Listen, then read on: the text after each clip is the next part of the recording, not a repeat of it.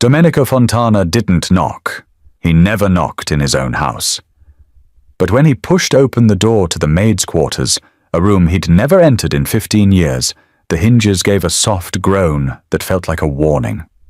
The room was smaller than his walk-in closet. A single window, a narrow bed, a wooden crucifix above the door. And on the wall opposite, perfectly centered where she'd see it first thing every morning, was the photograph.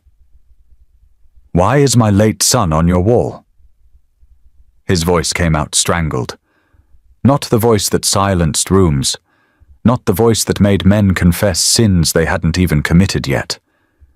This was the voice of a father who'd buried his boy 6 months ago and still woke up reaching for a phone that would never ring again. The frame was simple, nothing like the gilded monstrosities that lined his own hallways, but the photo inside stopped his heart. Gabriele, maybe 17, wearing that ridiculous blue sweater Domenico had mocked him for. But the boy was smiling, a real smile, the kind Domenico had only seen in glimpses before his son would remember who his father was and let his face go carefully blank. Don Domenico. Nadia D'Amico stood in the doorway behind him, a laundry basket pressed to her chest like a shield. She looked exactly as she always did, small, grey-haired, invisible. The woman who'd ironed his shirts for 15 years, who knew how he took his coffee, who never asked questions. "I can explain." "Then explain." He turned and she flinched. Good. He needed someone to flinch. His counselors had stopped flinching. His enforcers had stopped flinching. Even his new wife had stopped flinching. But Nadia, small, fragile Nadia, she still remembered what he was. She set down the basket. Her hands were shaking. "He gave it to me," she whispered. 3 weeks before the accident. The word accident hit him like a fist. That's what everyone called it. The polite word. The word that let them pretend Gabriele had simply been unlucky instead of targeted. "Why?" "Because he trusted me." Her voice broke. Tears, real ones, he thought, started sliding down her weathered face. "He said I was the only one in this house who didn't want anything from him, who didn't see him as your heir or your weakness or your—" She stopped, pressed a hand to her mouth. "Say it." "Your disappointment." The room tilted. Domenico's hand shot out, gripping the doorframe. And he'd said that word once. Once, after Gabriele told him he wanted to go to university instead of taking his place in the family. "You're a disappointment." 3 words, said in anger, never taken back. "He talked to you. Every Thursday." Nadia's voice was steadier now, her eyes locked on his. "When you had your meetings, he'd come down to the kitchen, we'd drink tea, he'd tell me about his classes, the books he was reading, the—" She stopped again, biting her lip. "The what?" "The people he wanted to help." She said it like a confession. "The literacy center he volunteered at. He said he wanted to teach kids who'd never had a chance. He said—" Her voice dropped to barely a whisper. "He said he wanted to be better than the name you gave him." Domenico stared at the photo. The blue sweater, the smile, the background he'd never bothered to ask about. "Where was this taken?" "The literacy center, in Dorchester." Nadia moved closer, her voice urgent now. "He made me promise not to tell you. He said you'd shut it down if you knew. He said—" She stopped, her face crumpling. "He said you'd never let him be good." The words carved into him like a blade, because they were true. Or true enough. He'd built an empire on fear and loyalty and blood, and his son had wanted to give out free books to poor kids. Who else knew? The question came out automatically. The question he always asked. Who else knew? Because information was power, and secrets were weapons. And if someone knew about Gabriele's double life, they could have— "That's what I've been trying to figure out." Nadia's voice hardened, just slightly. Just enough. Because someone did know Don Domenico. Someone knew exactly where he'd be that night. Someone knew he'd be alone. The Russos? No. She cut him off, boldly, dangerously, but her eyes were red with grief, and grief bought you one free insult in Domenico's world. The Russos didn't know about the center, but he did. Who? She hesitated, a beat too long, or maybe exactly long enough. Francesco Costa, his consigliere, his oldest friend, the man who'd stood beside him for 30 years. Francesco loved Gabriele. Francesco loved your legacy, Nadia said quietly. He loved the idea of Gabriele taking over, of continuing the family. And when your son said he wanted out... She didn't finish. She didn't have to. The room was too small, the air too thick. Domenico looked at the photo again, at his son's smile, at the sweater, at the life he'd never been allowed to see, and felt something crack open inside his chest. How do you know this? Because Gabriele told me he was scared. Nadia's voice broke again. 2 days before he died, he said Francesco kept asking him questions about where he spent his Thursdays, about whether he'd made any new friends. He said Francesco looked at him like he was already a traitor. Domenico's hand went to his phone. Francesco needed to answer for this. Now. Tonight. But Nadia's voice stopped him. Don Domenico? He turned. She was holding something, a small notebook, worn at the edges. This was under his mattress, at the center. I went there after the funeral, to see the place that made him happy. She held it out. Page 43. His hands didn't shake as he took it. His hands never shook. He flipped to page 43. Francesco asked me again today, about the center, about who else knows. I told him nobody. But he didn't believe me. I think he's going to tell Papa. Or worse, I think he's going to make sure Papa never has to find out. The notebook slipped from Domenico's fingers. I'm sorry, Nadia whispered. I know he was your friend, but Gabriele was your son. The room was silent except for the sound of his breathing, and in that silence, in that small room that smelled like lavender and laundry soap, Domenico Fontana made a decision that would destroy everything. He just didn't know it yet. Domenico didn't sleep that night. He sat in his study with the notebook open on his desk, reading the same page over and over until the words blurred into meaningless shapes. The whiskey in his glass went untouched. He'd poured it hours ago out of habit, but his hand never reached for it. He couldn't afford to be numb right now. At 4 a.m, there was a soft knock at the door. Come. Nadia entered with a tray. Tea, not coffee, the kind Gabriele used to drink. She set it down without a word and turned to leave. Stay. She froze. Her shoulders drew up slightly, like she was bracing for a blow. When she turned back, her eyes were still red-rimmed from earlier. Don Domenico, I shouldn't... You were the last person my son trusted. His voice came out raw. That gives you the right to stay. She lowered herself into the chair across from him. The same chair Francesco had sat in 1,000 times. The leather still held the indent of the man's weight. Tell me about the phone calls, Domenico said. Nadia's hands twisted in her lap. I don't know if I should. It's just, what I heard might not mean... Tell me. She drew a breath. Let it out slowly. When she spoke, her voice was barely above a whisper.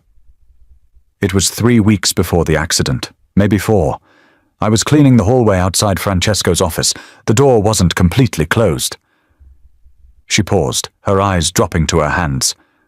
I heard him on the phone. His voice was different, colder. He said something about the boy being a problem, about how sentiment was dangerous in their line of work. Domenico's jaw tightened. Francesco's used that kind of language before. It doesn't mean... He said your name." Nadia's eyes lifted to meet his. He said, "Domenico can't see it, but the kid's going to destroy everything we built. He's already talking about leaving. About turning his back on the family." She stopped, pressing her fingers to her temples. Then he laughed, not a real laugh, the kind you make when something's already decided. He said, "If it looks like the Russos, no one will ask questions, especially not a grieving father." The words hung in the air like smoke. Domenico's hand curled into a fist on the desk. "You're sure that's what you heard?" "I wish I wasn't." Her voice cracked. "I told myself I must have misunderstood, that Francesco would never... But then Gabriele came to me 2 days later, scared, saying Francesco was asking too many questions." She looked at the notebook, still open on the desk. "I should have told you then, but I was just a maid. Who would believe me over your consigliere?" She was right. A month ago, he would have had her thrown out for even suggesting Francesco could betray him. Francesco, who'd helped him build this empire from nothing, who'd stood beside him through wars and treaties and funerals. But that was before his son died, wearing a blue sweater Domenico had mocked him for. Was there anything else? Nadia hesitated, her fingers worried at the edge of her apron. "What?" "After the funeral," she said quietly. "I heard him again, on the phone in the library. I was dusting the shelves and he didn't realize I was there. He said, 'It's done. Clean. The father's too broken to dig deeper.' Then he said something about how you'd throw yourself into work now, how you'd need him more than ever." Domenico's blood turned to ice. "He said that?" "Word for word." Nadia's hands were shaking now. "I'm sorry, Don Domenico. I know he was your friend, but he sounded relieved, like he'd just solved a problem instead of..." Her voice broke completely. "Instead of killing a boy who just wanted to help people learn to read." Domenico stood, walked to the window. Dawn was starting to break over the city he controlled, the city Francesco had helped him take. "Why didn't you come to me sooner?" "Because I was afraid." The words came out in a rush. "Afraid you wouldn't believe me. Afraid Francesco would find out. Afraid I'd end up like..." She didn't finish, but she didn't have to. He turned to look at her. This small, grey-haired woman who'd been invisible in his house for 15 years, who'd known his son better than he had. "Did anyone else hear these calls?" "No one. I made sure I was alone before I..." She stopped. "I didn't want anyone else to be in danger." Smart, Domenico thought. Or careful. There was a difference, but right now he couldn't tell which one applied. "Francesco's jealous of you," Nadia said softly. "He always has been. You have a legacy.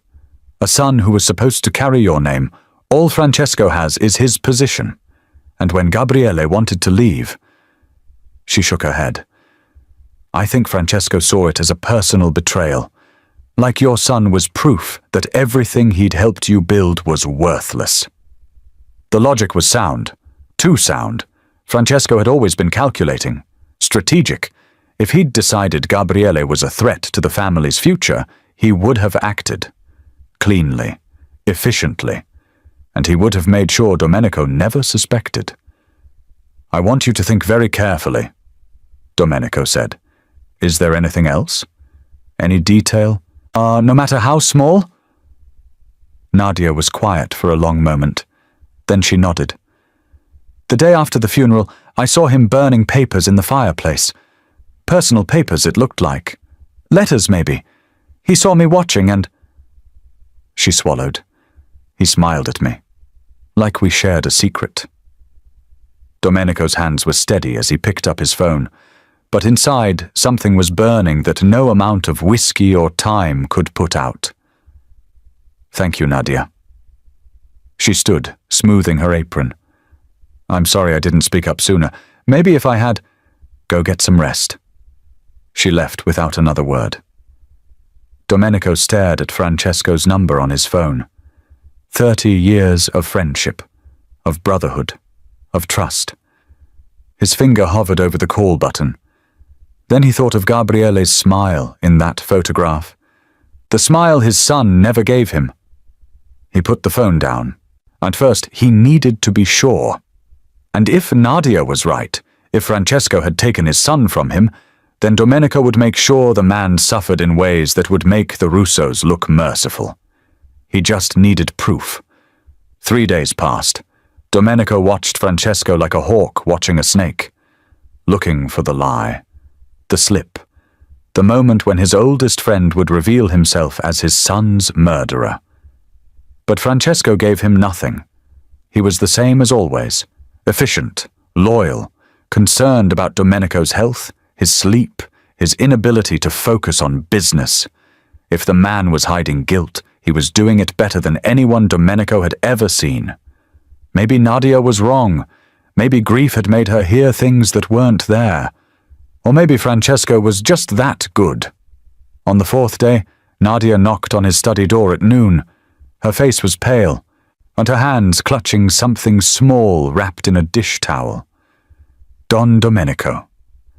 Her voice shook. I found something.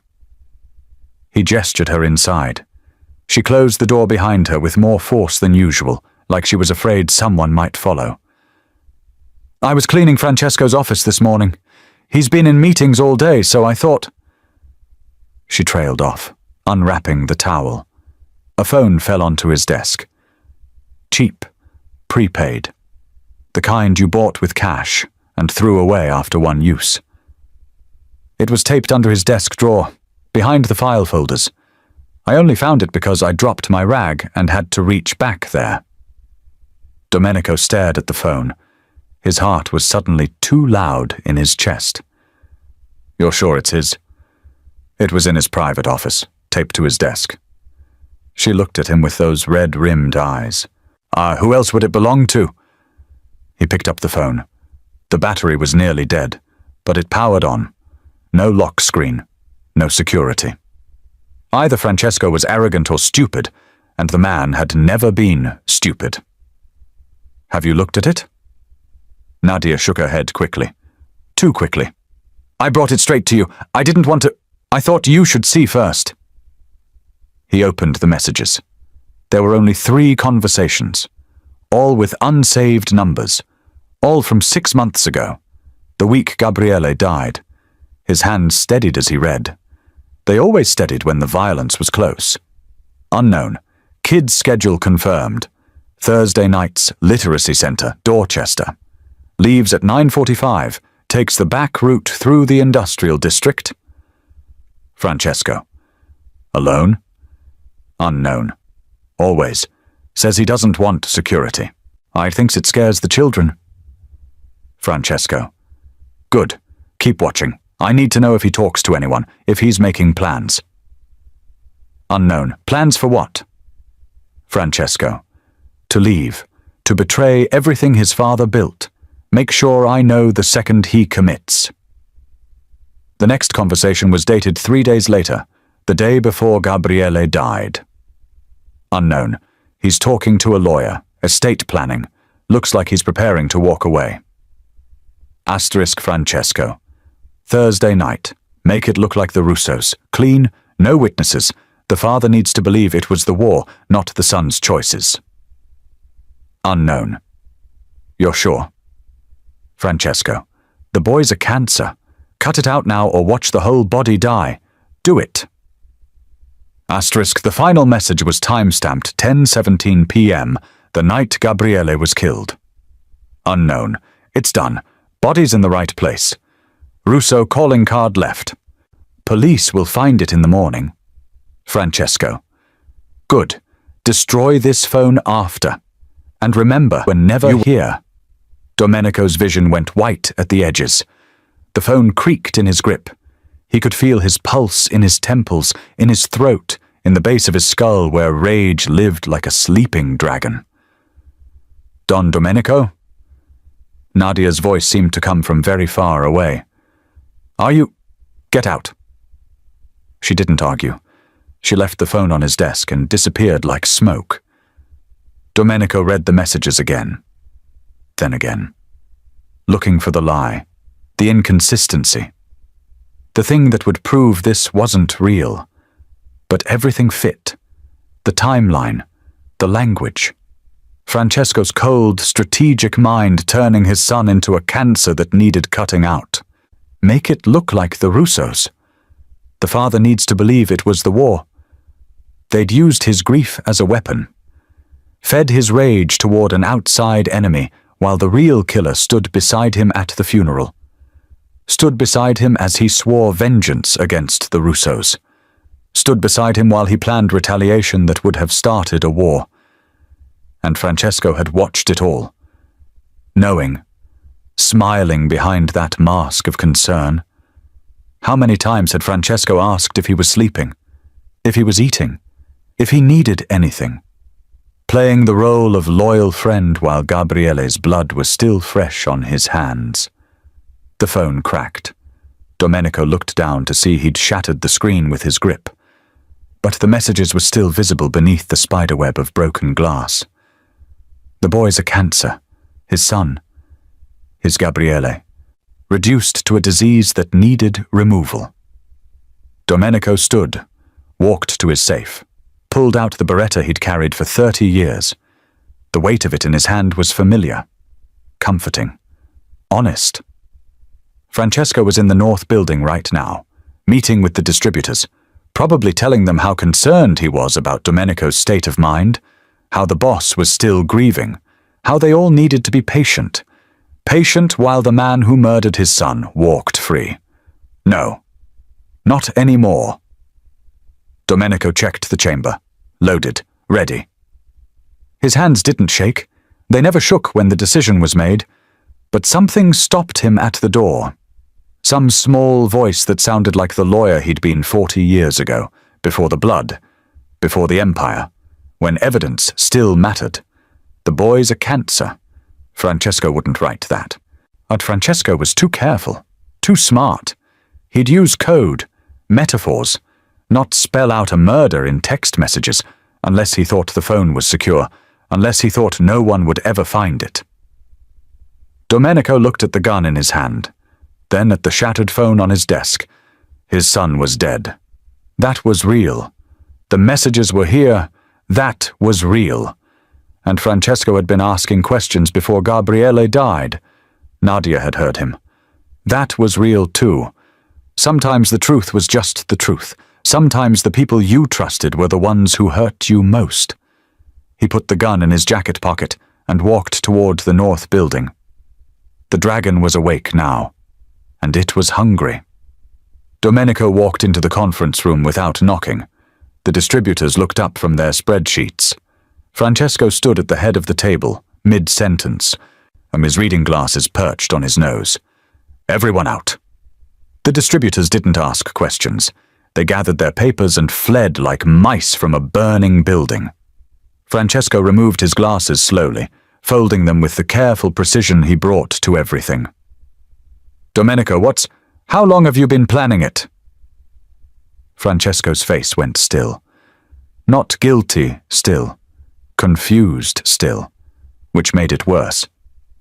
Planning what?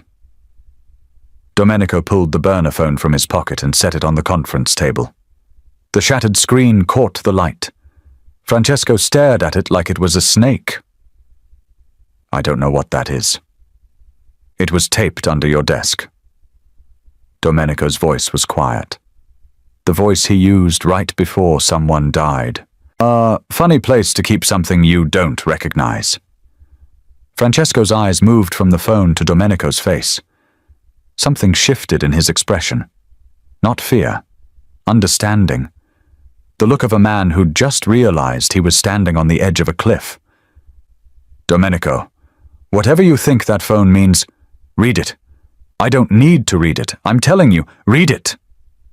Domenico slid the phone across the table. Francesco picked it up.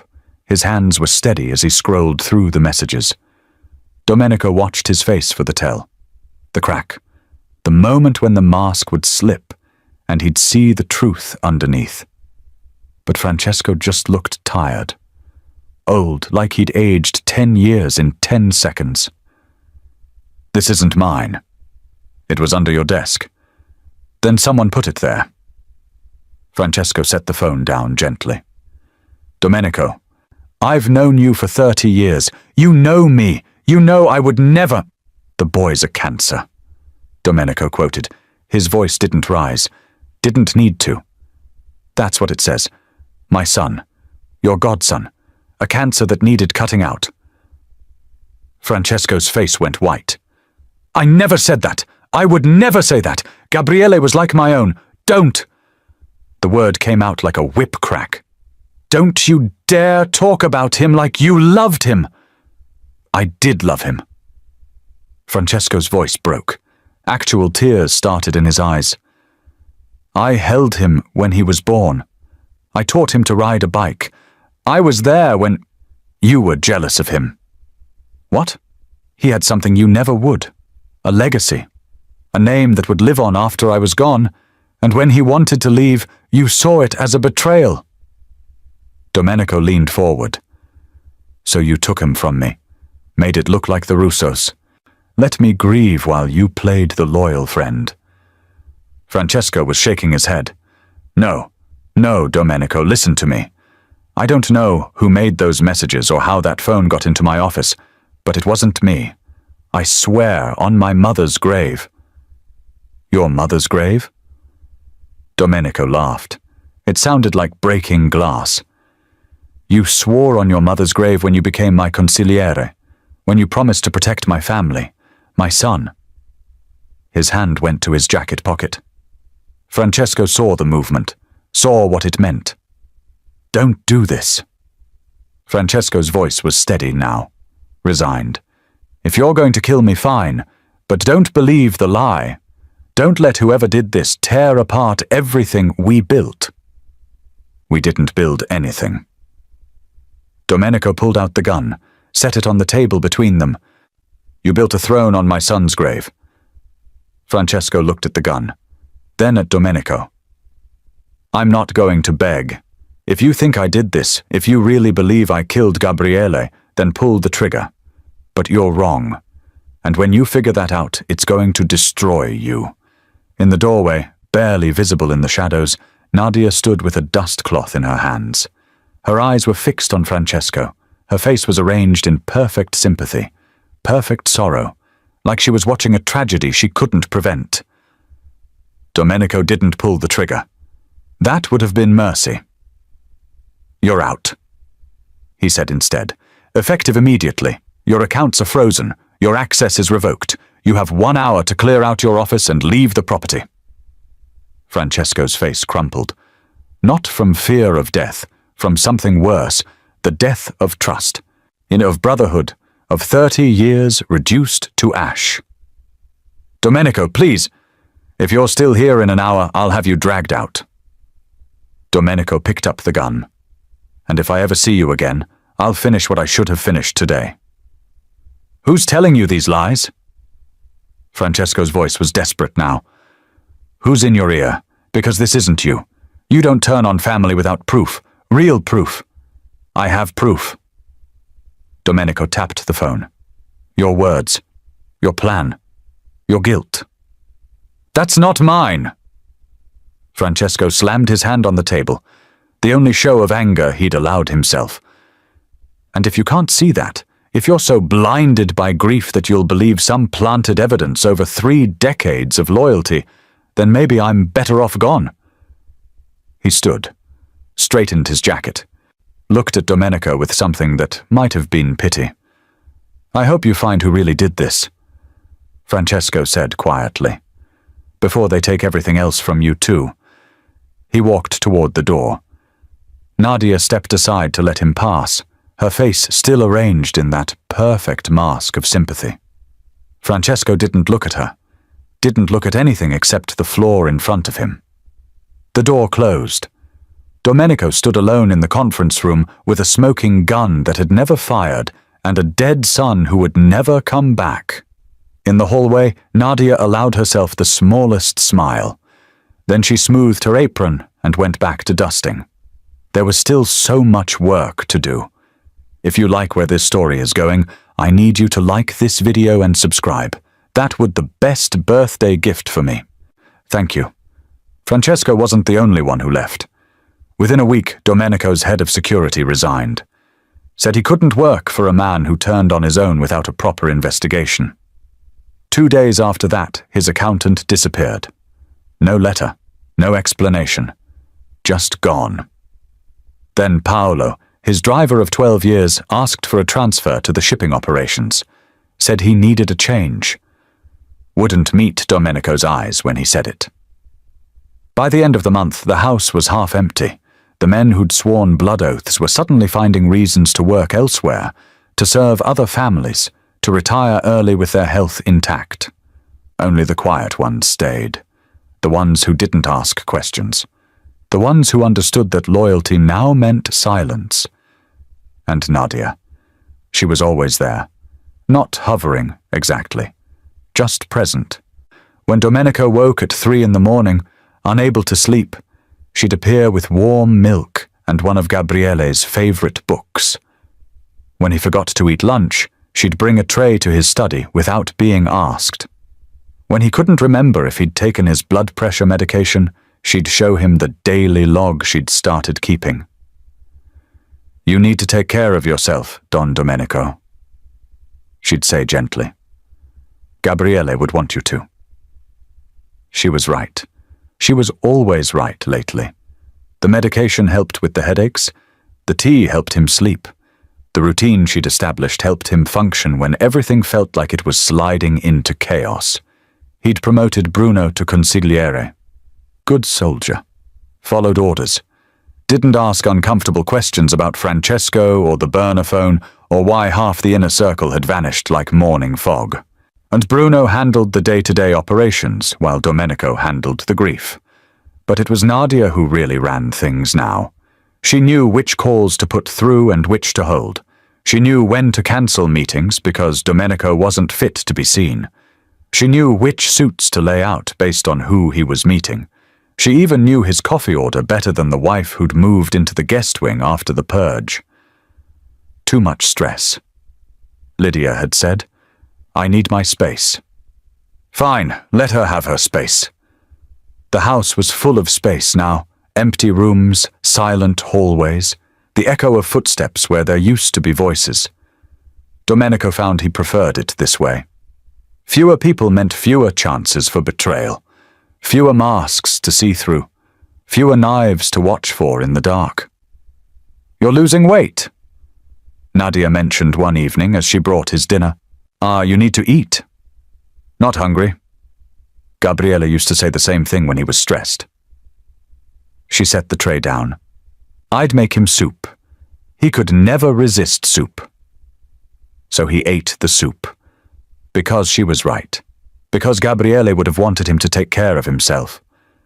Because the silence in the house was easier to bear when Nadia was there to fill it with small kindnesses. She'd started sitting with him in the evenings. Not talking, just present. Mending clothes or reading while he went through files. Sometimes she'd hum. Old songs, the kind his mother used to sing. "You remind me of her," he said one night without meaning to. "Of who?" "My mother. The way you move through the house, like you're holding it together with your bare hands." Nadia smiled. Sad, understanding. Someone has to. She was right about that too. Bruno came to him 3 weeks after Francesco left, stood in the doorway of the study looking uncomfortable. "We need to talk about the books." "What about them?" "There's discrepancies, going back years. Francesco's signature is all over them, but the amounts don't add up. It looks like he was skimming." Of course he was. Of course Francesco had been stealing too, taking money while he took everything else. How much? Maybe 2 million, maybe more. It's buried deep. Domenico felt nothing. Just the cold, flat certainty that he'd been right. That Francesco had been a cancer. That cutting him out had been necessary. "Handle it quietly.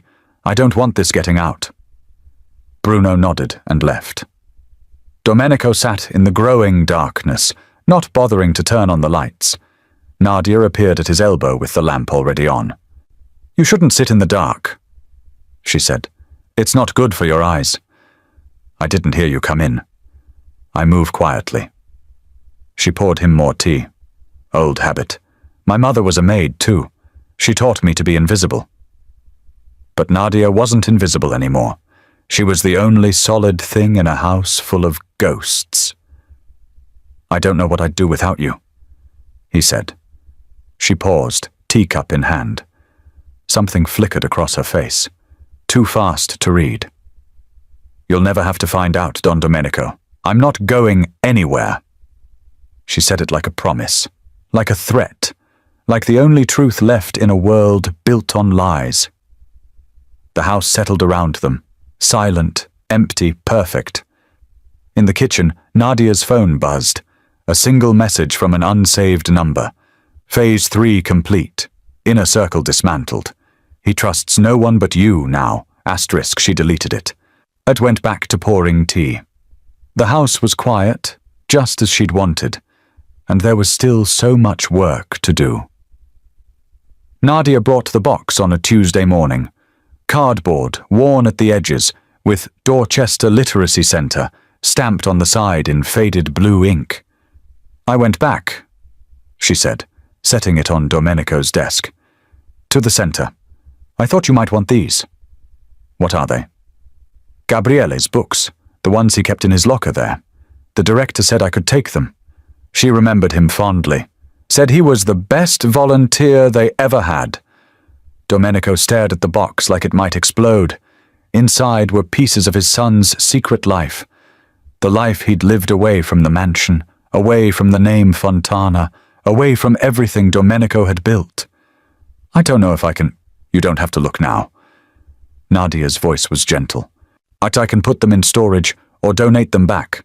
Whatever you want." But his hands were already moving, opening the flaps, pulling back the tissue paper someone had carefully wrapped around each volume. The books were old, used, the kind you bought from thrift stores or library sales, not the leather-bound first editions that lined the shelves in Domenico's library. These were books that had been read, loved, passed from hand to hand until the spines cracked and the pages yellowed. "To Kill a Mockingbird." He read the title aloud. "The Grapes of Wrath, of Mice and Men."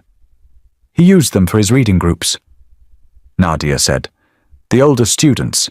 He said these books taught empathy, showed them that their struggles weren't unique, that other people had fought the same battles." Domenico opened To Kill a Mockingbird. On the inside cover, in Gabriele's careful handwriting, was a note. "For the fighters, for the ones who stand up when it's easier to sit down. Keep reading, keep questioning, keep being brave." Jeff. His throat closed. He could hear his son's voice in those words, the earnestness, the hope, the belief that books could change things. He signed them all. Nadia said quietly. "Left messages. The director said the students kept asking for Mr. Gabriele's books even after he was gone." Domenico pulled out another. "The Great Gatsby." Inside, another message. "Dream big, but remember that the best dreams are the ones that help other people too." GF, then Night, by Elie Wiesel. "Never forget. Never look away. Bearing witness is an act of courage." GF. Each book was a window into the son he'd never known. The teacher, the idealist, the young man who believed words on a page could save someone. At the bottom of the box was a slim volume. The Little Prince. The cover was more worn than the others, the pages soft from repeated reading. Domenico opened it carefully. On the title page, in his son's handwriting, was a dedication. "For N. You taught me that the essential is invisible to the eye. Thank you for seeing me. Forever grateful, G***. The date was 3 days before Gabriele died. "He gave this to you?" Domenico's voice came out rough. Nadia stepped closer, looking over his shoulder. When she saw the inscription, her hand flew to her mouth. I didn't know this was in here. I never saw... He must have been planning to give it to me that Thursday. The Thursday after... She stopped. After he died. Domenico traced his son's handwriting with one finger. You taught me that the essential is invisible to the eye. A line from the book itself. About what matters being hidden beneath the surface. About seeing with the heart. He trusted you, Domenico said, more than he trusted anyone. I was just there to listen. I didn't do anything special. You saw him. The words felt like confession. You saw who he really was. Not the heir, not the disappointment. Just Gabriele. Nadia was crying now. Real tears or perfect facsimiles, Domenico couldn't tell anymore, didn't want to tell. Because if she was lying, if this grief was manufactured, then he truly had no one left who understood. He was special, she whispered. So special. And they took him from you. From all of us. Domenico closed the book carefully and set it aside from the others. This one he'd keep in his study. This one he'd read when the grief felt too heavy to carry alone. Thank you for bringing these. I thought you should have them. They're part of his legacy too. Not just the name you gave him, but the name he made for himself. She was right. These books were Gabriele's real inheritance, not the empire, not the money, not the blood-soaked throne, just pages and words and the quiet belief that education could save someone's life. The director wants to name the reading room after him? Nadia said. The Gabriele Fontana Memorial Library. She asked for permission, and maybe a donation to help keep the center running. How much do they need? Whatever you think is right. Domenico looked at the box of books. At the dedication that proved his son had trusted this small, on a grey-haired woman more than he'd trusted his own father. I'll fund the whole center. New building, new books, scholarships for the students, everything. He met Nadia's eyes. It's what Gabriele would have wanted. He would have loved that. She squeezed his hand. You're honoring him, finally seeing what he tried to show you. Because of you, you helped me understand. Nadia smiled. Sad, knowing, perfect. I'm just glad I can help you remember him the right way. She left him alone with the books, with his son's words, with the dedication to N that proved she'd been the only one who'd really known Gabriele, the only one who'd seen him, the only one Domenico could trust now. He didn't notice the way Nadia's smile changed as she walked down the hallway. Didn't see her pull out her phone in the empty corridor. He's taken the bait. Books secured trust completely. Moving to final phase. She deleted the message, smoothed her apron. In her pocket she carried another copy of The Little Prince. The real one. The one Gabriele had actually inscribed. For Nicole, you taught me that the essential is invisible to the eye. Thank you for seeing me. Forever grateful, G. Nicole had been his girlfriend. The girl Nadia had eliminated 3 days after Gabriele's death. Made it look like an overdose. Cleaned, quiet, no witnesses. The books in Domenico's study were real. The messages were real. Only the dedication was fiction. And he'd never know the difference. The pen on Domenico's desk ran out of ink during a conference call with the Torinos. He excused himself, muted the line, and walked to the library. Nadia kept a cup full of them on the old writing desk by the window. The one Gabriele used to use when he'd hide in here with his homework. The cup was empty. Domenico opened the desk drawer. Nothing but old receipts and bookmarks. He tried the second drawer. Stuck. He yanked harder, and something shifted inside. The drawer came free with a screech of wood on wood. No pens. But wedged in the back, behind a stack of blank index cards, was a photograph. Polaroid. The kind that developed instantly. Faded now, the colors leaning toward yellow and blue. Domenico picked it up, ready to toss it back and keep searching. Then he saw his son's face. Gabriele, 17, maybe 18, wearing that blue sweater, the same one from the photo in Nadia's room, the same smile, the same angle. But this photo was wider and pulled back just enough to show more of the background. The building behind him wasn't the modest brick facade of a community centre. It was stone. Old-world architecture with iron sconces and carved details. And beyond Gabriele's shoulder, barely visible in the right corner of the frame, was a gate. Black iron, ornate, with a crest worked into the design. Domenico's blood went cold. He knew that crest. Every family in the city knew that crest. The Santoros. His hand was shaking now. He set the photo on the desk, pulled out his phone, and opened the image Nadia had shown him. The framed one from her wall. He'd taken a picture of it that first night, though he couldn't remember why. Same blue sweater, same smile, same angle, same brick building in the background. But in the Polaroid, the building wasn't brick, it was stone. The background was the same, but the camera had been farther back, like someone had taken two photos, one close-up, one wide, and the wide one showed the Santoro estate. Domenico's mind raced. Nadia had said the photo was from the literacy centre in Dorchester. That Gabriele went there every Thursday to teach kids to read. That it was his safe place. His escape from the family business. But this photo was taken at the Santoro compound. A rival family's home.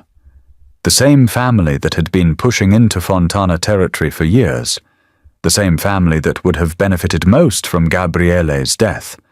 Why would his son be at the Santoro estate? Why would he be smiling?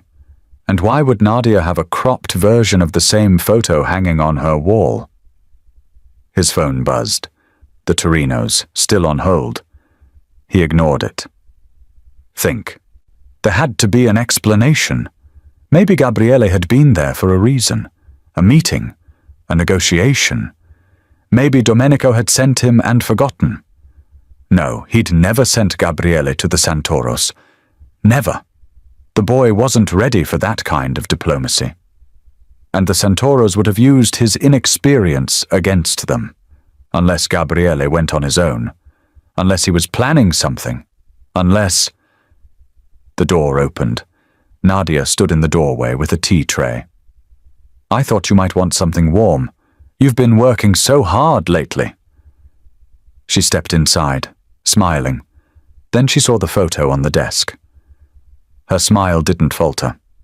Not exactly, but something behind her eyes went flat. Where did you find that? The drawer. Domenico's voice was careful, controlled. It was stuck in the back. I've never seen it before. She set down the tray and moved closer.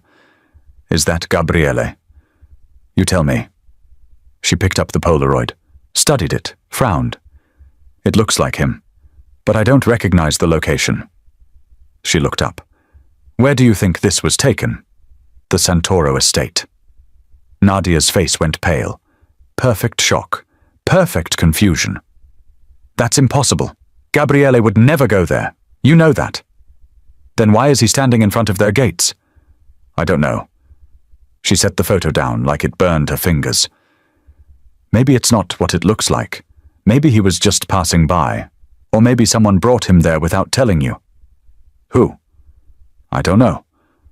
Her voice was rising. Don Domenico, why are you asking me these things?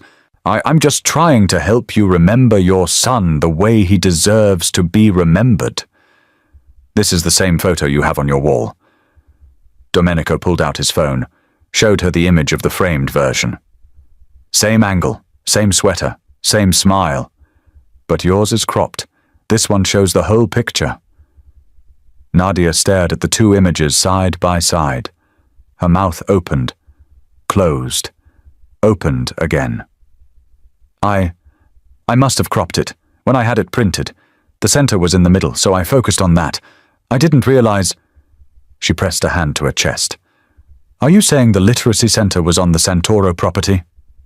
There is no literacy center on Santoro property.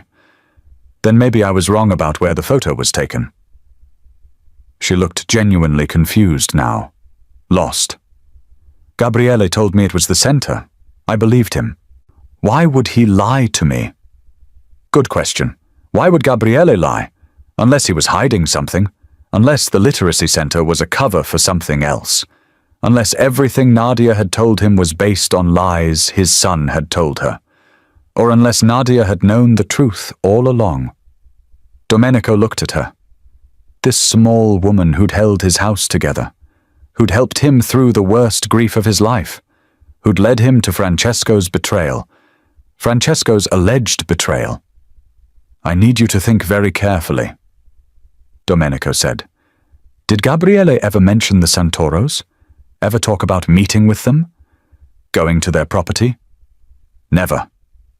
Nadia's eyes were filling with tears.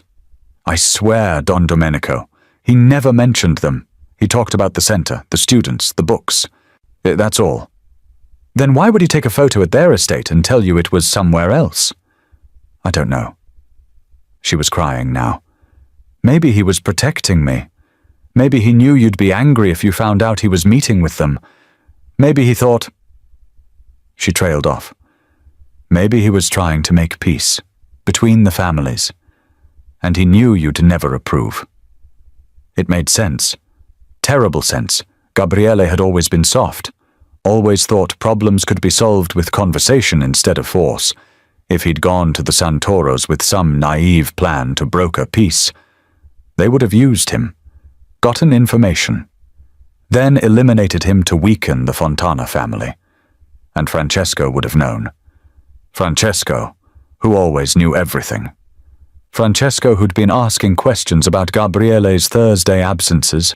Unless Francesco had been trying to protect the boy, trying to figure out what danger Gabriele had walked into. Unless Domenico had just destroyed his most loyal friend for trying to save his son. The room spun. Domenico gripped the desk. Don Domenico. Nadia's hand was on his arm. You need to sit down. You're not well. I'm fine. You're not, please. Let me help you. But for the first time in 2 months, Domenico didn't want her help. He wanted answers.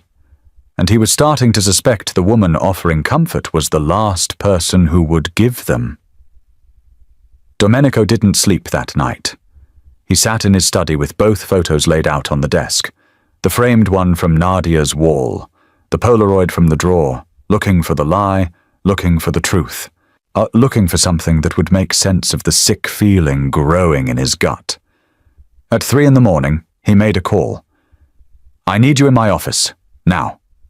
30 minutes later, Dante arrived. 23 years old. Brilliant with computers.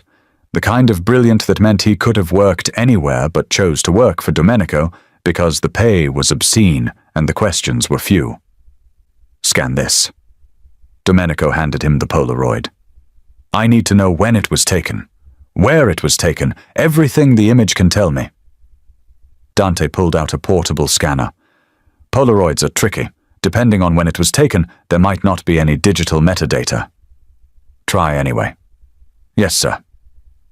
Dante worked in silence, the scanner's light passing over the faded image. But I can do better than metadata. I can use the shadows, the sun angle, cross-reference with weather data from the time period. If I know when your son died, I can calculate 6 months ago, October 13th, around 10 p.m.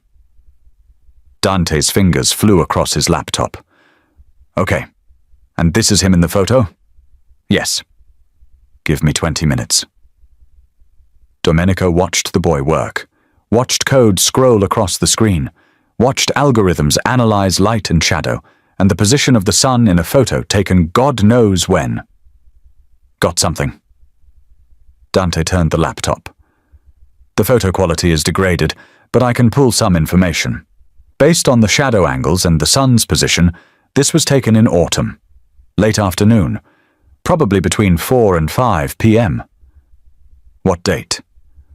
Can't tell you exactly, but I can narrow it down. More typing. The trees in the background, see these? They've started losing leaves but aren't bare yet, and the light has that low autumn quality. I'd say mid-October, probably within a week of the 13th. Domenico's mouth went dry. Can you be more specific? Let me try something else. Dante pulled out his phone. I'm going to take this photo and run it through facial recognition, not to identify your son, but to see if this image exists anywhere else online. Social media, cloud storage, anywhere it might have been uploaded with a timestamp. Do it! 5 minutes passed. Dante frowned at his screen. Nothing. This photo doesn't exist in any database I can access, which means it was either never digitized or someone scrubbed it. What about the phone that took it? Polaroid cameras don't have digital components. They're analog, chemical. There's no phone involved. But someone could have photographed the Polaroid. With their phone. Later. Sure. Want me to check the frame from the maid's wall? Domenico pulled up the photo he'd taken on his phone. The one of the framed version in Nadia's room. Dante imported it. Pulled up the metadata. This one I can work with. You took this photo on... He paused. 2 months ago. December 15th. But that doesn't tell us when the original photo was taken. Check the frame. Can you see inside it? Any writing? Any dates? Dante zoomed in. Enhanced. Zoomed more. Wait. There's something on the back of the photo. Through the glass. Looks like someone wrote a date. He enhanced further. October 13th. The room went silent except for Domenico's breathing. What time? Can't see that. Just the date. Dante looked up. That's the day your son died? Yes. I'm sorry, sir. I didn't mean to... Keep working. Dante turned back to his screen. There's one more thing I can try. Your phone has GPS data embedded in every photo. Let me check where you were when you took this picture. I was in the maid's quarters, 3rd floor. Right, but your phone also logs nearby devices, Wi-Fi networks, Bluetooth signals. Let me see what else was in range. He pulled up a submenu, scrolled through code, stopped. What? There was another phone in the room when you took this photo. I can see its device signature. Looks like it was connected to your home Wi-Fi. Nadia's phone. Probably. Want me to pull the records? See what that phone was doing that night? Domenico nodded. Dante made a call. Spoke in technical jargon Domenico didn't understand. 10 minutes later, his laptop pinged. Got the data dump. This device, I'm assuming it's hers, has been on your network for years. But look at this. He turned the screen. October 13th. Between 9:55 p.m. and 10:20 p.m., her phone was pinging off a cell tower in... He checked the coordinates. The industrial district, near the Santoro borders. Where my son died. Yeah. Dante's face had gone pale.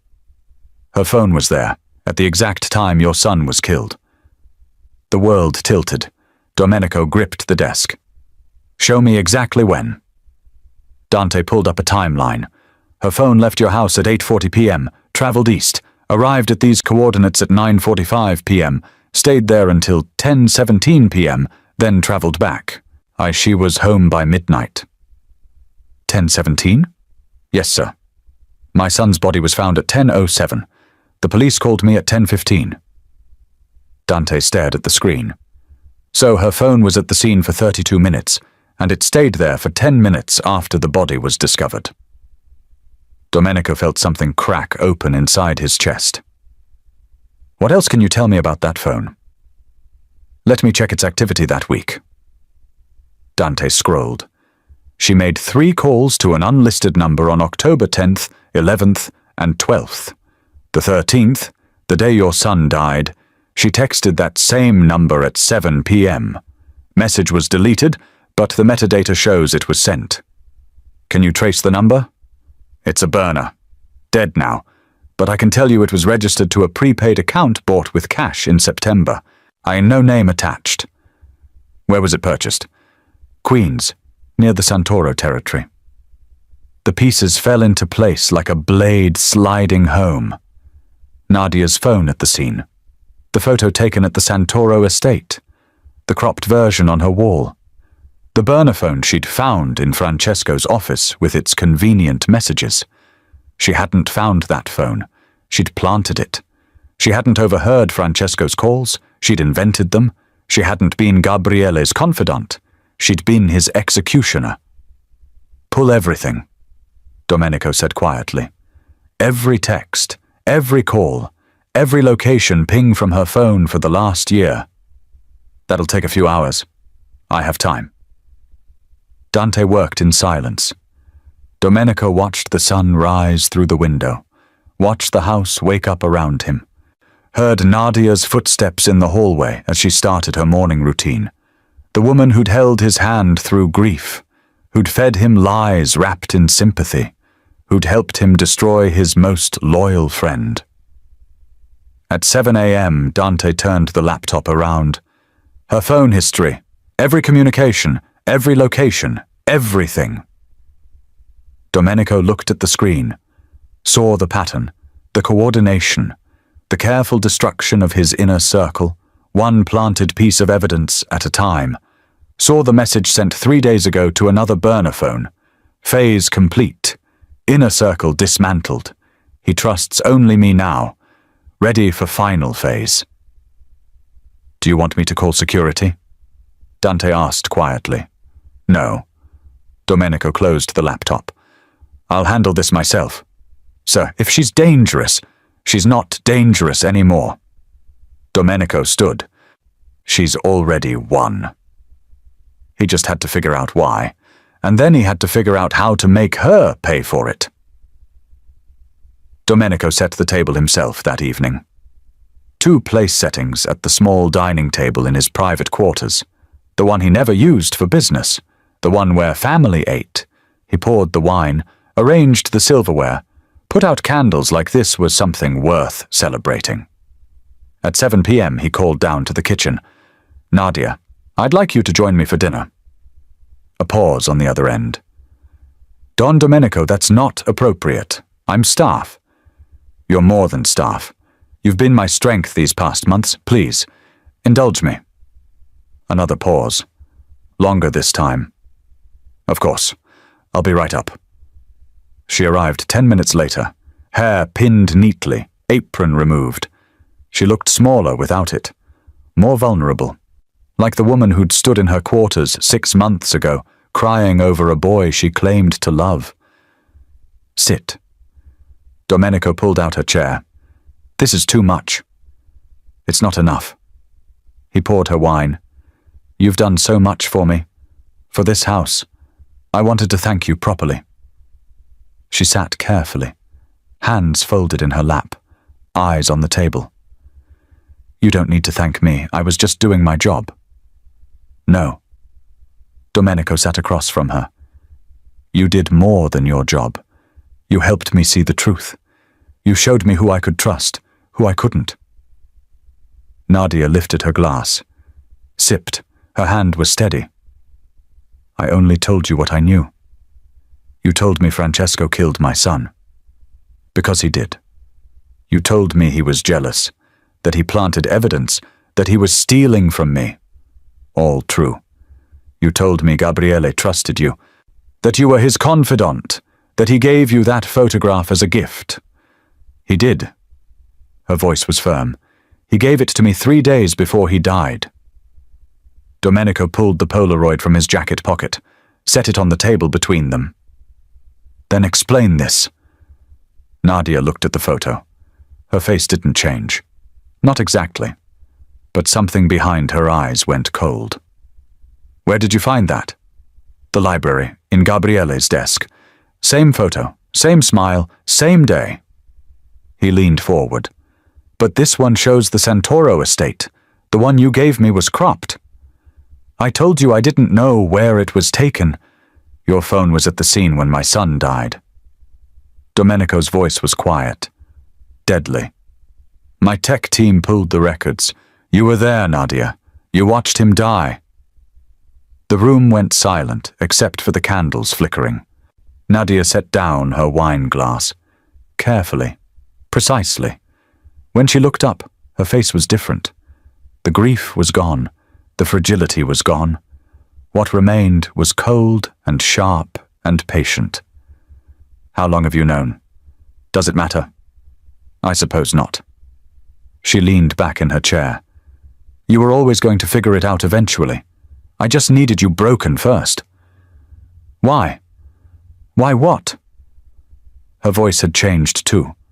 No more trembling. No more softness. Why did I kill your son? Or why did I make you destroy everything you built first? Domenico's hands curled into fists under the table. Both. Nadia smiled. It was nothing like the gentle smiles she'd given him for months. This smile was a knife. Do you remember a man named Aldo Marchetti? The name hit him like a fist. 30 years ago. A different lifetime. A war over territory that had ended the way all wars ended in their world. He betrayed me. He tried to leave. Nadia's voice was ice. He wanted out, wanted to take his family and disappear, start over somewhere clean. But you couldn't let that happen, could you? You couldn't let anyone walk away. He knew too much.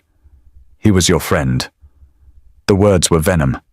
And you erased him, made it look like the Russos, just like you thought they erased your son. She laughed, sharp, bitter. You've been using that trick for decades. I just used it on you. Domenico's mind raced. Aldo Marchetti. The man had a wife, a daughter. He'd made sure they were taken care of after. Money, protection, guilt, money. You're his daughter. I was 7 years old when you killed him. 7. My mother told me it was a rival family. That you tried to save him but couldn't. She raised me to be grateful to you, to trust you. Nadia's hands were shaking now. Not with grief, with rage. I worked in your house for 15 years before she told me the truth on her deathbed. 15 years serving the man who murdered my father. So you killed my son. I took everything from you the way you took everything from me. She stood. Your son, your inner circle, your loyalty, your trust. I wanted you to feel what my mother felt, watching everything good burn away until there was nothing left but ashes and lies. Francesco was innocent. Of course he was. Francesco loved you, loved your son, would have died for both of you, but you destroyed him anyway. Her smile widened. That was the sweetest part, watching you tear apart your own family with your bare hands. Domenico stood slowly.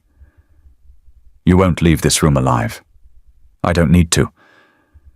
Nadia walked to the door. You're already dead, Domenico. You just don't know it yet. You have no allies, no friends, no son, just an empty house and the ghost of everything you destroyed. She opened the door. 2 of Domenico's guards stood outside. She's not to leave the property, Domenico said. But when the guards grabbed her arms, Nadia just laughed. It doesn't matter what you do to me now. I already won. Look at yourself. Look at what I turned you into. They dragged her away. Her laughter echoed down the hallway until a door slammed shut. Domenico stood alone in the candlelight. The dinner untouched, the wine going cold. The photograph of his smiling son staring up at him from the table. She was right. She'd already won. The guards returned 20 minutes later. Sir, the lead guard wouldn't meet Domenico's eyes. She's gone. What do you mean gone? The room was locked. We had 2 men outside the door, but when we went to move her to the basement, the room was empty. Windows still locked. Door never opened. She just... He trailed off. She vanished. Domenico walked to the room where they'd held her. The small guest bedroom on the 2nd floor. The window was indeed locked from the inside. The door showed no signs of tampering. But Nadia wasn't there. On the bed, arranged carefully, was her apron. And underneath it, a single note. You taught me well. The essential is invisible to the eye. His son's words.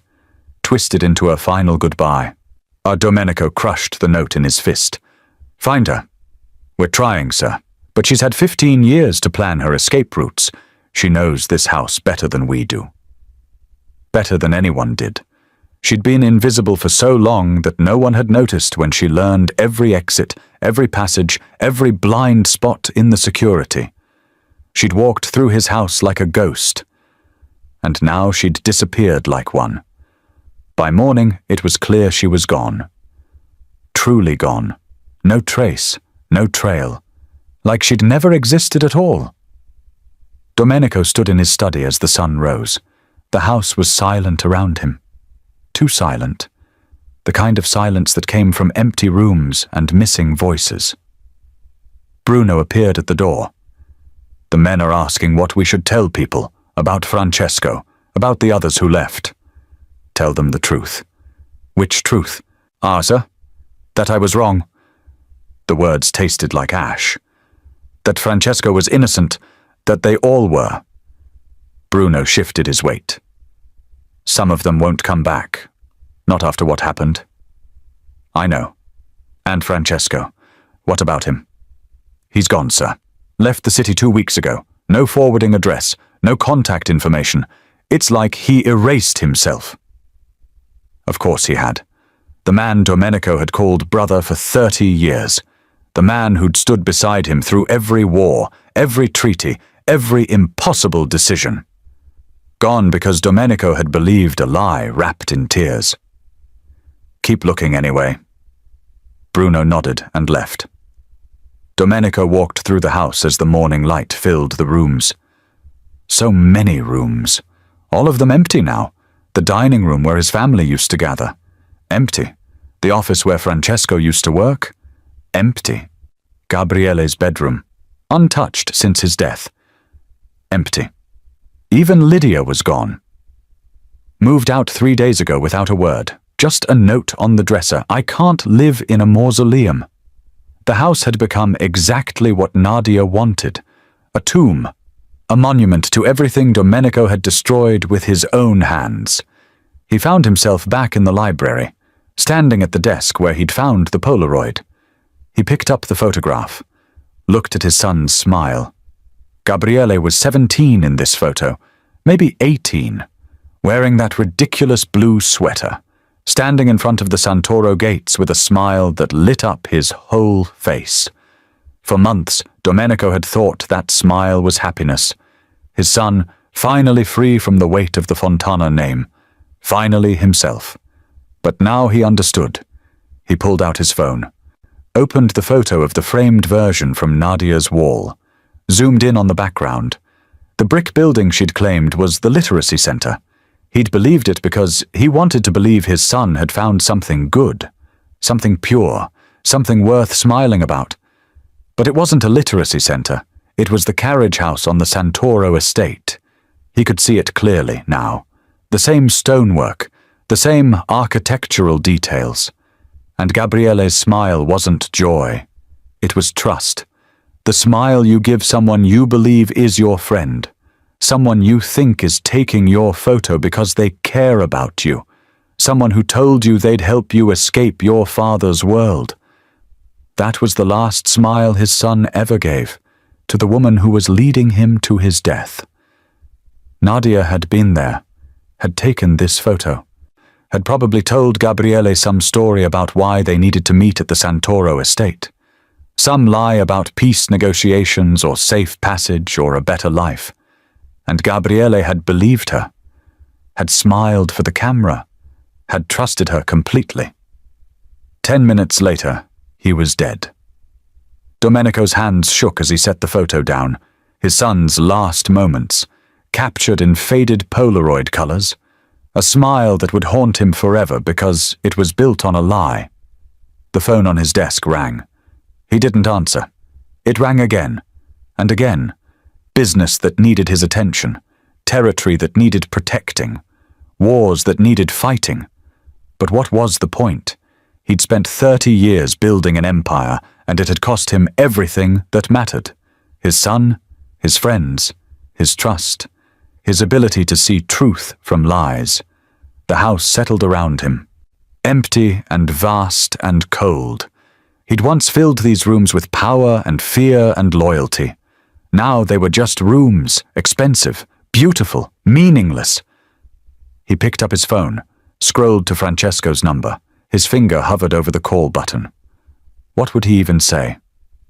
"I'm sorry I destroyed your life based on a lie.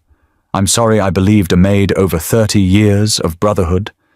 Please come back so this house doesn't feel like a tomb." He put the phone down. Francesco was gone. Gabriele was gone. His inner circle was gone.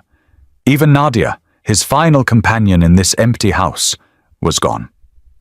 Domenico Fontana sat alone in his library, surrounded by leather-bound books he'd never read, and photographs of a son who'd never trusted him enough to tell the truth.